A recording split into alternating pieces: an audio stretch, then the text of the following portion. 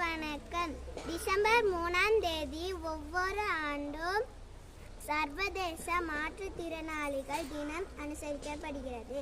1992ஆம் ஆண்டு முதல் ஐக்கிய நாடு சபையால் ஊக்குவிக்கப்படும் ஒரு சர்வதேச அனுசரிப்பு தினமாகும்.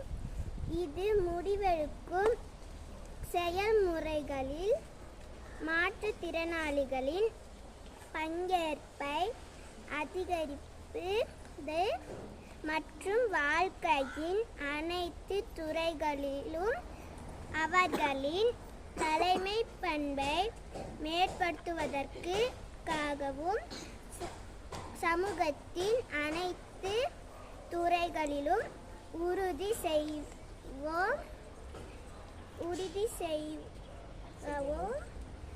மாற்றுத்திறனாளி